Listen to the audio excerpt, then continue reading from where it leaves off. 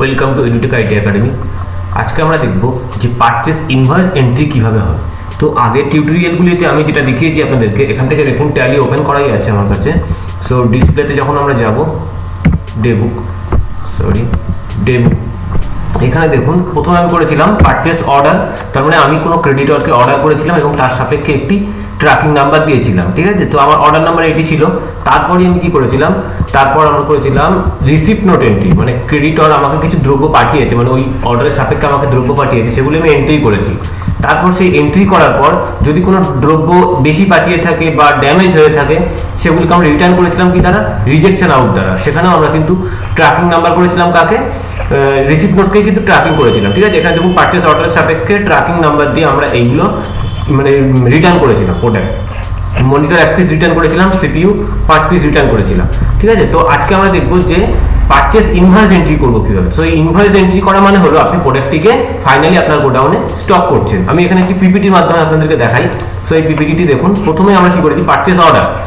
Purchase অর্ডারের ক্ষেত্রে বলা হচ্ছে যখন আপনি কোনো বিক্রেতার কাছ থেকে কোনো দ্রব্য কেনার জন্য অর্ডার পাঠাবেন, তখন এই ভাউচার এন্ট্রি হবে। এই ভাউচার এন্ট্রি করার জন্য যেগুলি প্রয়োজন, দ্রব্যের পরিমাণ, মানে আপনি কতগুলো অর্ডার দিতে চান বা আপনার কতটি প্রয়োজন। তারপরে বলছে দ্রব্যের সঠিক দাম না জানলেও চলবে, মানে ক্রেডিটর আপনার দাম অটোমেটিক্যালি ধরে নেবে, কারণ তখন বাজারে যে রেট ছিল সেটাই সে ধরবে। গোডাউন সিলেক্টের কোনো দরকার নেই, কারণ আপনি প্রোডাক্ট অর্ডার করছেন। দ্রব্য গোডাউন সিলেক্ট কেন করতে যাবেন, আপনার তো গোডাউন সিলেক্টের কোনো প্রয়োজনই নেই। তারপরে বলছে প্রয়োজনে দ্রব্যের ব্যাচ ম্যানুফ্যাকচারিং ব্যবহার করা যাবে। দ্রব্যের ব্যাচ বা ম্যানুফ্যাকচারিং যদি আপনার অ্যাক্টিভ করা থাকে কোম্পানিতে, তাহলে অবশ্যই সেগুলিকে ব্যবহার করতে পারেন এখানে। তো এখানে অ্যাকচুয়ালি বলা হচ্ছে অর্ডার কপি ফরওয়ার্ড করা হচ্ছে কাকে, ক্রেডিটরকে, শর্টে বলা হলো। তারপরই ওই ক্রেডিটর যখন আমাকে দ্রব্যগুলি পাঠাবে, তখন সেটি এন্ট্রি হবে কি দ্বারা, রিসিপ্ট নোট দ্বারা। রিসিপ্ট নোটের ক্ষেত্রে যখন আপনি ওই বিক্রেতার কাছ থেকে অর্ডার এর সাপেক্ষে দ্রব্যগুলি পাবেন, তখন এই ভাউচার এন্ট্রি হবে। এই ভাউচার এন্ট্রি করার সময় আপনাকে দেখে নিতে হবে কি কি দ্রব্যের পরিমাণ, মানে আপনার দেওয়া অর্ডারের থেকে বেশি দিয়েছে না কম দিয়েছে, দ্রব্যের দাম বাজার থেকে বেশি না কম ধরেছে, কোনো দ্রব্য খারাপ আছে কিনা। এছাড়া ইনভয়েস দেখে এন্ট্রি করতে হবে, মানে ইনভয়েসে যেটি থাকবে সেটি দেখে আপনাকে এন্ট্রি করতে হবে। সো এখানে কি বলছে, ক্রেডিটর ফরওয়ার্ড প্রোডাক্ট, মানে প্রোডাক্ট আমাকে দিচ্ছে to company, to my company. Creditor প্রোডাক্টটিকে ফরওয়ার্ড করছে আমার কোম্পানিতে, ঠিক আছে। তারপরে আসছে আমরা রিজেকশন আউট, মানে এই যে 3 নম্বর ভাউচার আমরা এন্ট্রি করে ফেলেছি অলরেডি।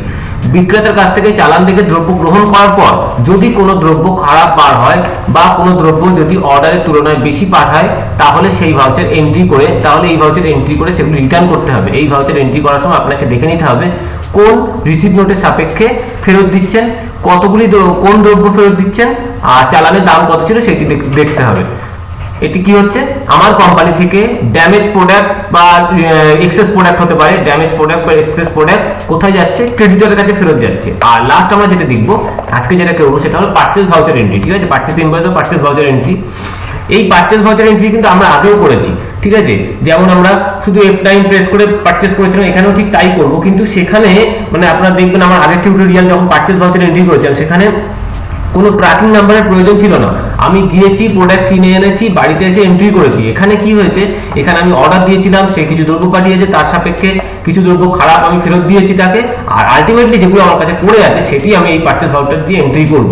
এখানে কি বলছে, এই ভাউচার এন্ট্রি করার অর্থ হলো দ্রব্যগুলিকে ফাইনালি আমার কোম্পানিতে স্টোর করা, এরপরই আমার দ্রব্যগুলিকে বিক্রয় করতে পারবো।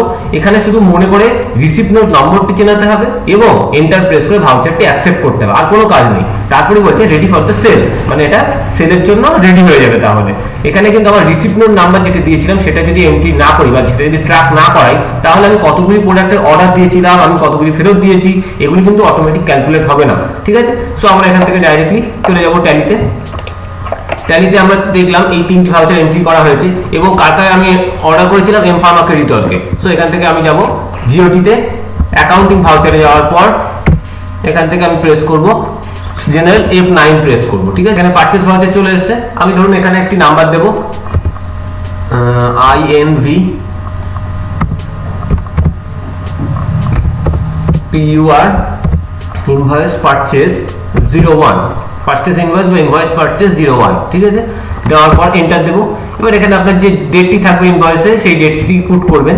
তারপর এখানে পার্টি অ্যাকাউন্ট নেম, পার্টির অ্যাকাউন্ট নেমে গিয়ে আপনি স্পেস দেবেন। দেওয়ার পরে দেখো রাইট সাইডে এখানে সেই এম ফার্মা ক্রেডিটর চলে এসেছে, এন্টার দিলাম।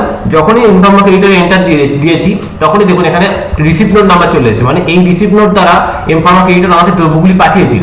তো এটিতে আপনি এন্টার দেবেন। দেওয়ার পরে এখান থেকে জাস্ট জেনারেলি সিটিআরএল প্লাস এই প্রেস করবেন, আর কিছু করার দরকার নেই। যখনই সিটিআরএল প্লাস এই প্রেস করবেন তখনই দেখুন মনিটর এখানে দেখতে পাচ্ছেন পেছনে কোয়ান্টিটি 90 পিস আর সিপিইউ 45 পিসেস, ঠিক আছে। সো এখান থেকে আমি জাস্ট পারচেজ অ্যাকাউন্টে এন্টার দিলাম। দেওয়ার পরে যখন আমি মনিটরের উপর আসবো, মনিটর আমি 20 পিসের অর্ডার দিয়েছিলাম এবং আপনাদের একটু আগে দেখিয়েছি আমি 1 পিস রিটার্ন করেছি রিজেকশন আউট দ্বারা, তাই না। আর সিপিইউ অর্ডার দিয়েছিলাম 50 পিস, আর ওর মধ্যে 50 পিস পাঠিয়েছিল, যদিও এখানে 20 পিস পাঠিয়েছিল আর 50 পিস পাঠিয়েছে। তার থেকে আমি এখান থেকে 1 পিস রিটার্ন করেছিলাম আর সিপিইউ 5 পিস রিটার্ন করেছিলাম। দাম তো যা আছে তাই, এটা তো অ্যাক্টিভ থেকে যাবে ওখানে। আর এরপরে আসবো আমরা গোডাউন সেকশনে।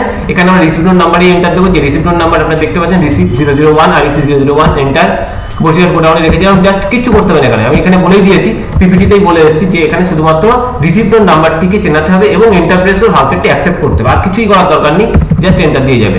সিপিইউ 45 পিসেস আপনার কাছে ঠিকঠাকই চলে এসেছে, তার মানে 50 পিস পাঠিয়েছিল, 5 পিস মাইনাস করে 45 পিস অটোমেটিক ক্যালকুলেট হয়ে গেছে। কখন ক্যালকুলেট হয়? যখনই আমরা এই রিসিপ্ট নোট নাম্বারটিকে চিনিয়ে দিলাম তখনই কিন্তু ক্যালকুলেট হয়ে গেল। এরপরে এন্টার প্রেস করে আপনি জাস্ট অ্যাকসেপ্ট করতে হবে। এটা আপাতত আমরা নো রেখে দেবো। জিএসটি ইউএ বিল সম্পর্কিত ডিটেলস তো আমরা পরে বলে দেবো বলেছি। No, enter and accept. তাহলে এই প্রোডাক্টগুলি কিন্তু এখন আমার সেলের জন্য এলিজিবল হয়ে গেল, ঠিক আছে। অ্যাকসেপ্ট। তো এই পর্যন্ত আপনারা করে রাখুন, পারচেসের সেকশন হয়ে গেল। এরপর আমরা সেলস সম্পর্কিত যে 4টি সেকশন আছে, সেলসের ক্ষেত্রেও কিন্তু একই রকম হবে। সেলস অর্ডার, তারপরে এখানে হবে ডেলিভারি নোট, রিজেকশন ইন, তারপরে সেলস অর্ডার, ঠিক আছে, সেলস ভাউচার। এই 4টি সেকশন হবে। তো তার জন্য ওয়েট করুন, আর আপাতত এই ভিডিওগুলি ভালোভাবে দেখতে থাকুন। See you on the next tutorial. Thank you.